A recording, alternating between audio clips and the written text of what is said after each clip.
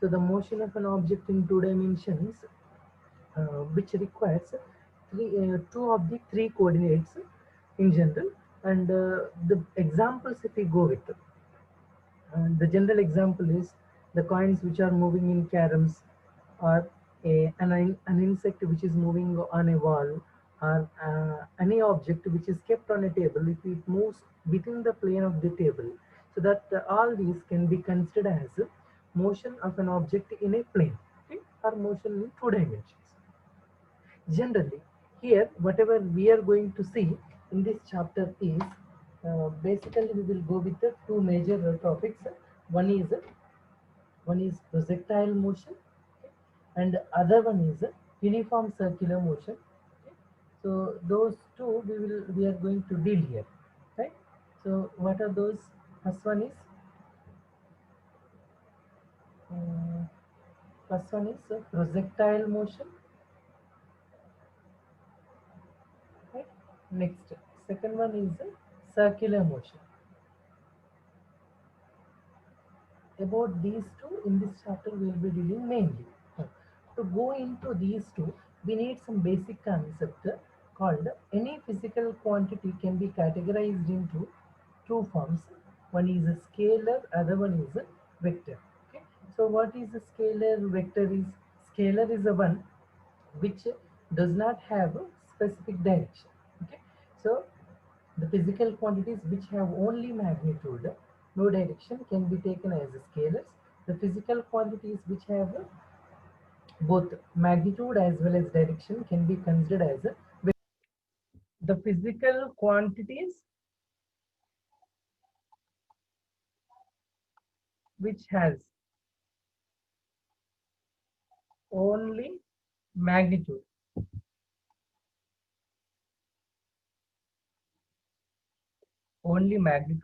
are known as scalar quantities, right? Next, some physical quantities will be there which may be having direction also, but they are not come under vectors if they are not obeying vector law of addition. We will come to know what is vector law of addition further. Okay. Now here vectors means what? The physical quantities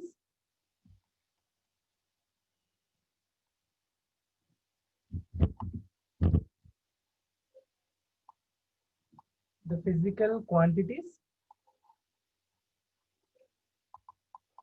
which has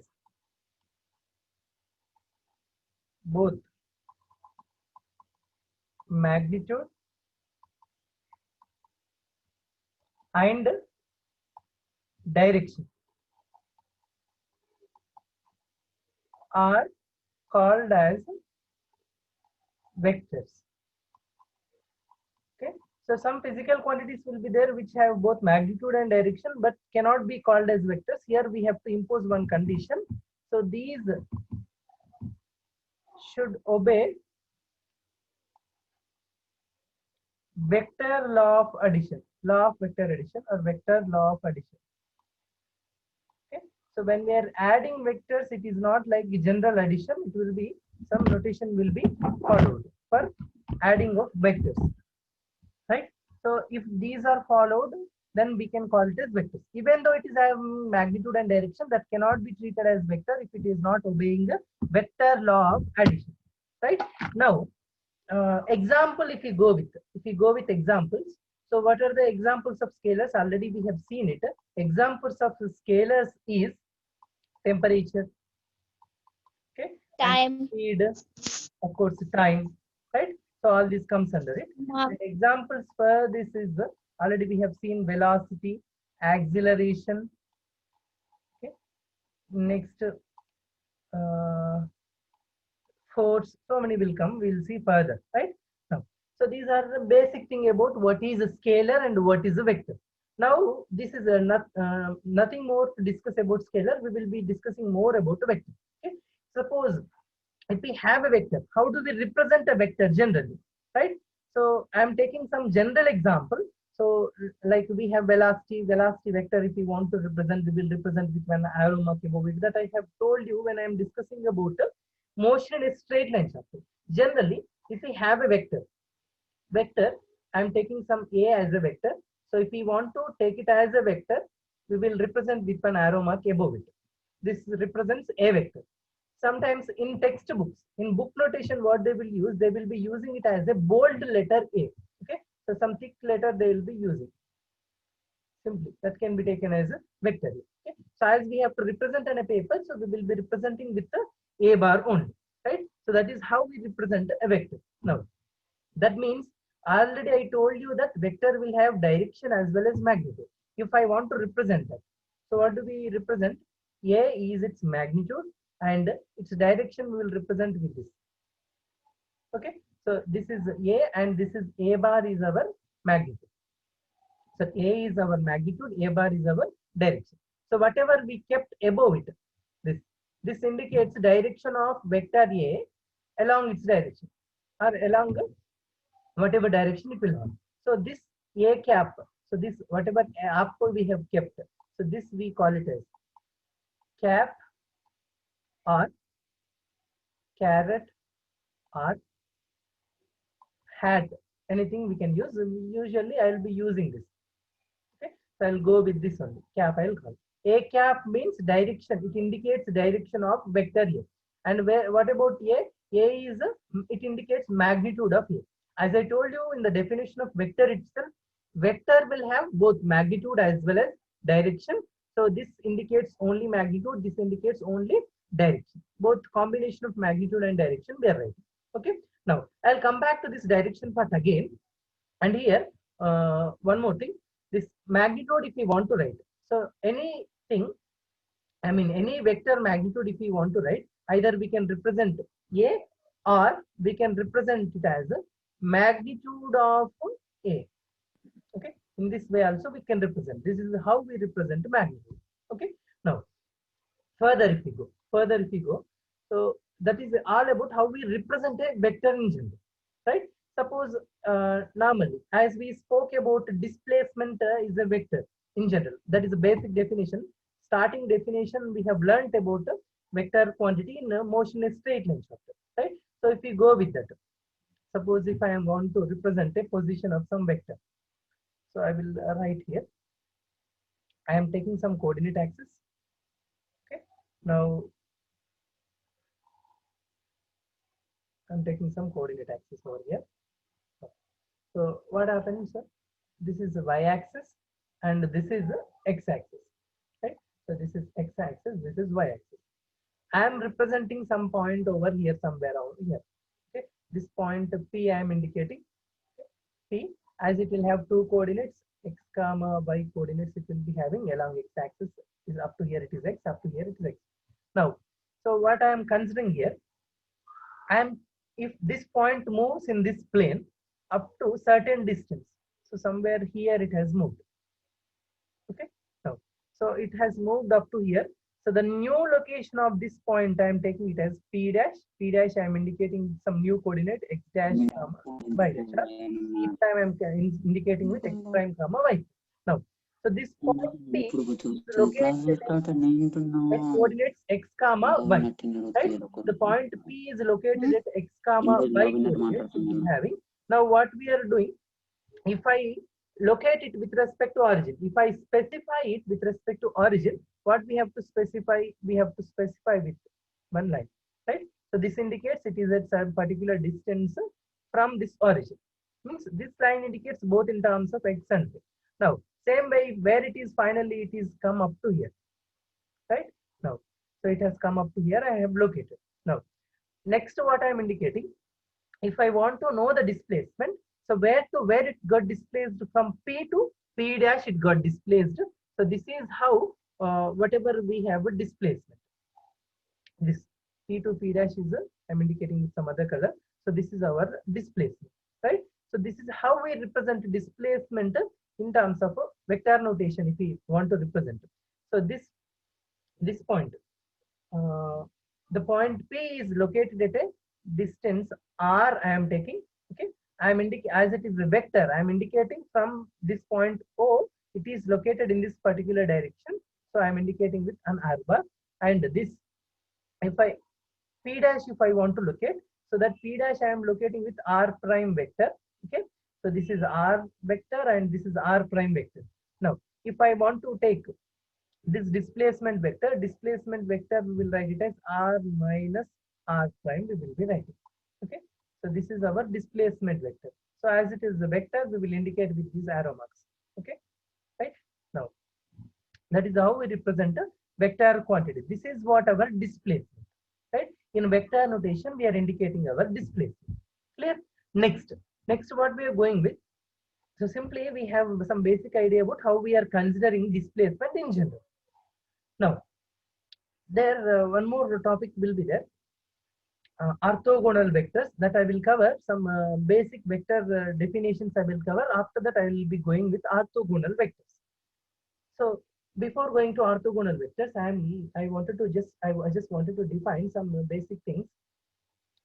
Suppose if I want to represent a vector, representation of a vector, if I do, so representation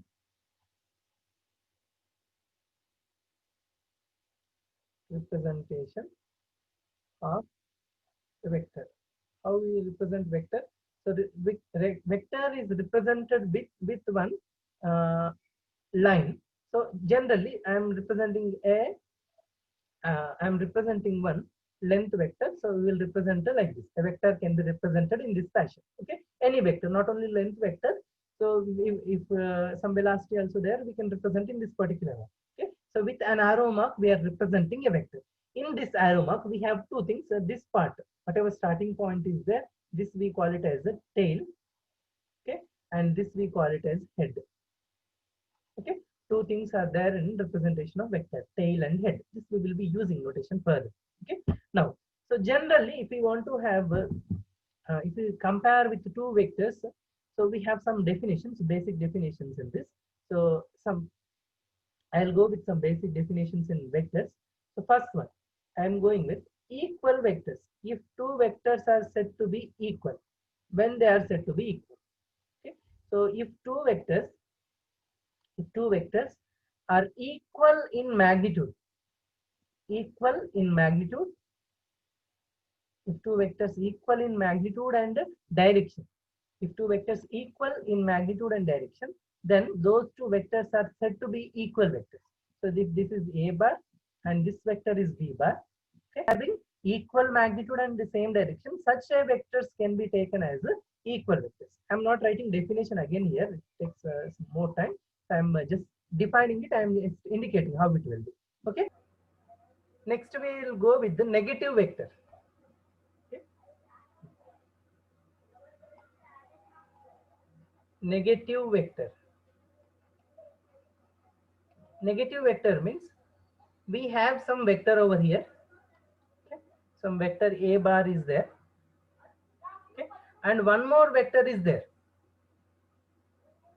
which is also having, I am considering, which is also having same magnitude, I am considering.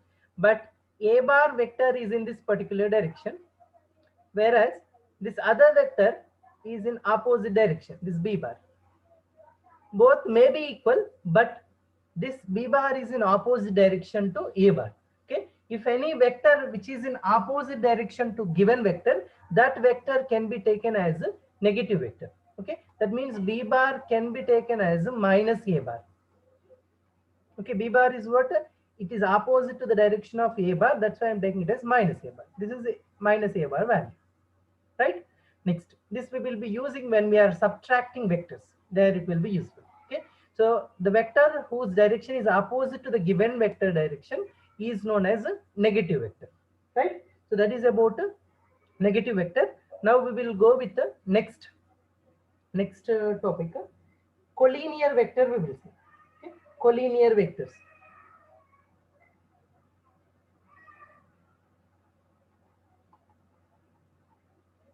Collinear vectors in this. So collinear vectors means two vectors which are having equal or unequal magnitudes. It may be having equal magnitude or it may be having unequal magnitude. So if two vectors are there, they are having, whether it may have equal magnitude or unequal magnitude, but if they are in the same direction, then such a vectors can be considered it as a collinear vectors. Okay, if they are in the same line, then those vectors can be taken as a collinear vectors, right? So that is about the collinear vectors also. Next, one more important thing will be there: zero vector or null vector.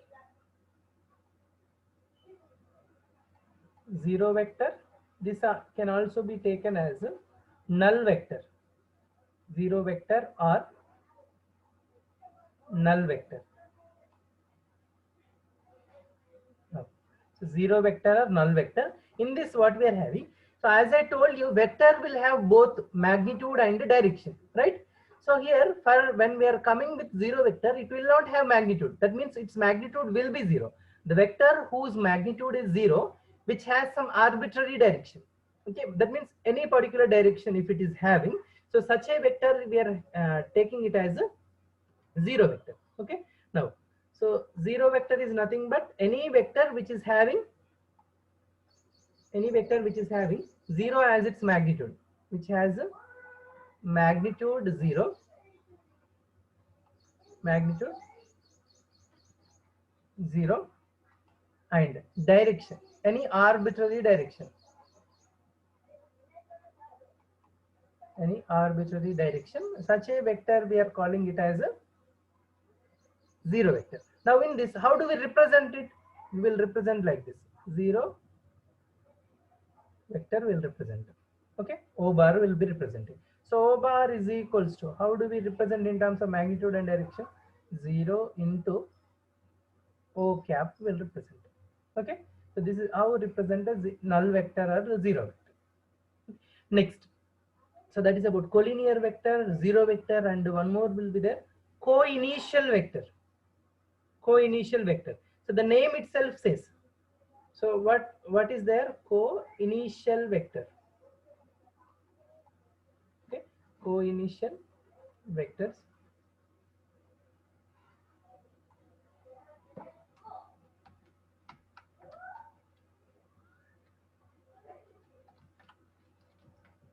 Co-initial vectors. In this, what we will be having? Some vectors will be there. Number of vectors we can consider how many number of vectors we want. So here, all these are vectors only. Now, so what is happening in all these vectors? So all the vectors are started from same point, some point O if it is there. So this is A bar, and this is B bar, and this is a C bar. Some different vectors I have taken. All these vectors are started from same point. If some vectors, if any two vectors, if they start from, if two or more than two, if two vectors starts from same initial point, such a vectors we call it as co-initial vectors. Okay, so that is about co-initial vectors. So these are more than enough orthogonal vectors.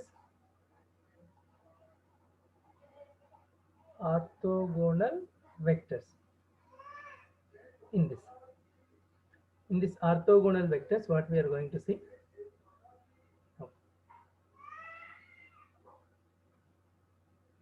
I'll draw one diagram related to this, then I will continue.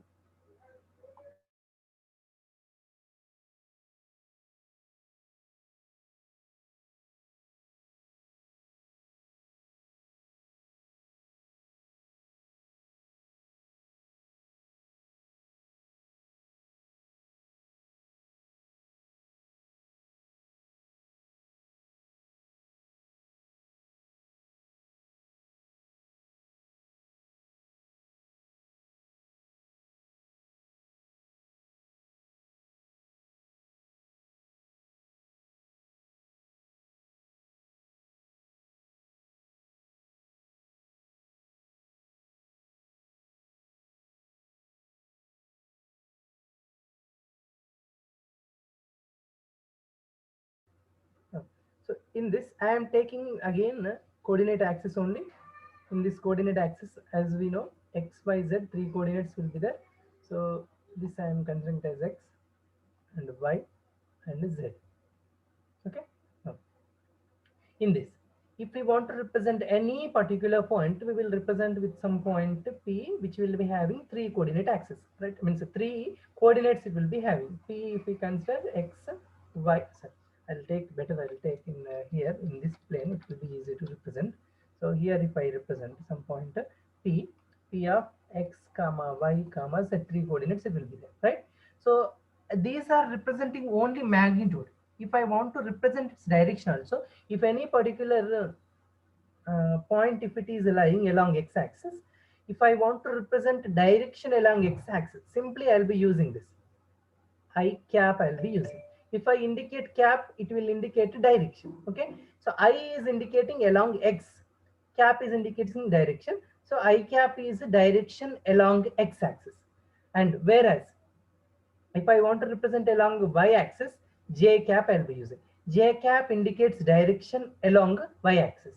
And if I want to indicate along z-axis, k cap indicates direction along z-axis.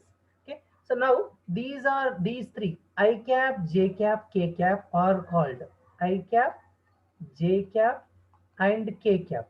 These are called orthogonal vectors. Orthogonal vectors. Okay, now so in this now so wait a second. Orthogonal vectors we have, right? Now, now here we have to define one more thing. Suppose it's well and good we have some orthogonal vector I, j, and k. As we are saying, it is having direction. And what about this orthogonal vector magnitude? So it will also have magnitude. Okay, so it is indicating direction, it will have certain magnitude, but it will have magnitude called unit magnitude. Unit means its magnitude will be 1. Okay, so it will have 1 as magnitude. That's why we call these orthogonal vectors can also be called as orthogonal vectors can also be called as unit vectors. Okay, unit vectors. That means why we are calling it as a unit vector? It is having magnitude unit. That means 1 as it is having magnitude. That's why we are calling it as unit vector. So unit vector means what? The vector which has unit magnitude and direction in a given vector direction. Right, now again we will come back to our basic vector representation. How we represented a bar we represented as a into a cap. Where this a cap is there, no, this a cap we call it as unit vector. Okay, so what about this unit vector magnitude? Its magnitude is, it is having magnitude how much? 1. And what about its direction? It is having direction along what? Along a bar direction only it will be having. Along a direction it will be there, right? So unit vector means what? In simple, unit vector is a vector who is having magnitude 1 and direction as given vector direction. Okay, suppose if I speak about I cap, orthogonal vector, if I speak about I cap, magnitude is what? Magnitude is 1, right? So its magnitude is 1. And what about its direction? So I cap, where we represented I cap as, so it is represented along x-axis, so it indicates direction of x-axis. Okay, along x direction it will be having, right? So that is about how we represent unit vector. If I want to represent unit vector along y-axis, so what we do, we will be representing with respect to j cap.